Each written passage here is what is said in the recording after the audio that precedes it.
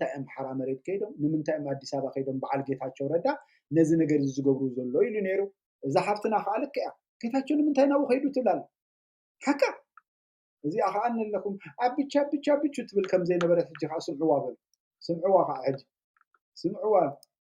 هو حبيبي هو كويدي سامريه جيتاچو حساس جيتاچو بتربز لي واقع غوسان لما تخي انا كنت قويه هاي اني ولدي سامالي طيج بحضرات قرب عاد خمس حاو انا يوم تردي كري كارتو عمر مسورده مقال قف كودي دبو ها تايني ولا عبي لخدا حق كن زار نم داخل تصودنا حمايله ያለው ነባራ يا اتي حقيا እዚያ حقيا حجي راي واحد አቶ ጌታቸው ረዳ ከዓ ነዚኦም አነ ሕጂ አና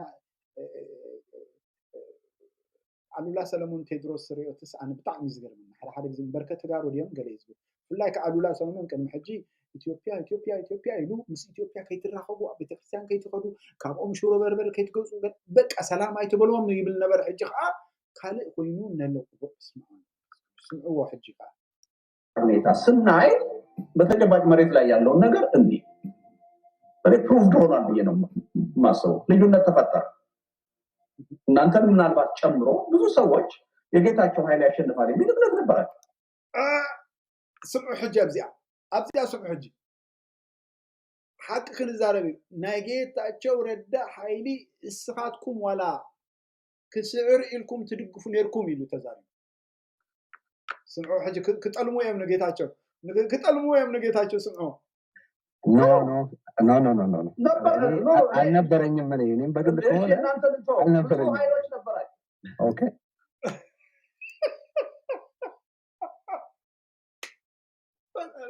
አጥም ዘባ በቃ ከሐት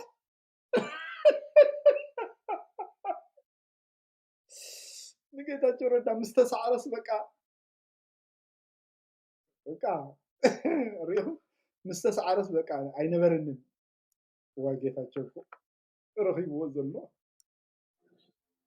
በተጨባጭ ሆኖ ግን እንደዛ አይደለም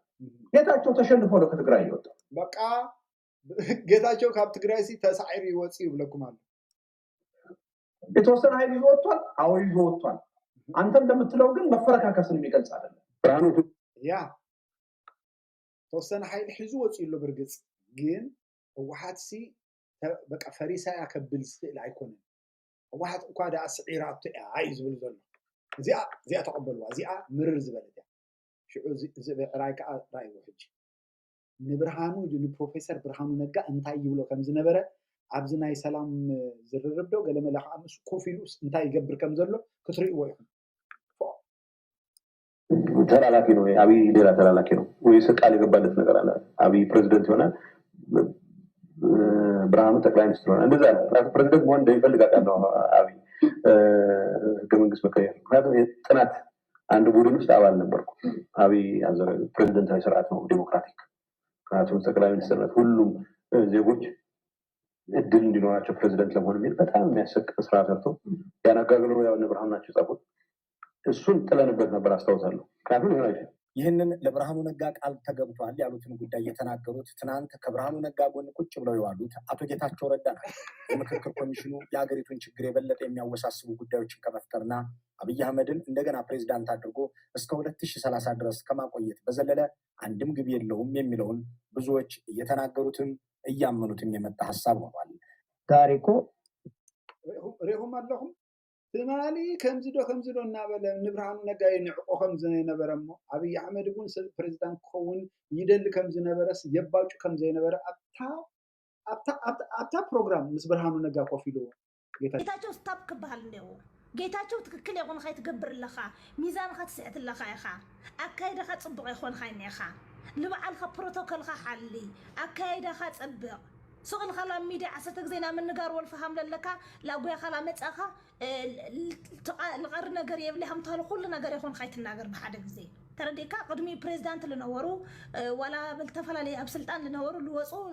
بالتفل عليه مهنات لوص إنه هو يوم أوكي سؤال خز الخواد اللي هاي تاجن نجفا تغتد الجفايو أوكي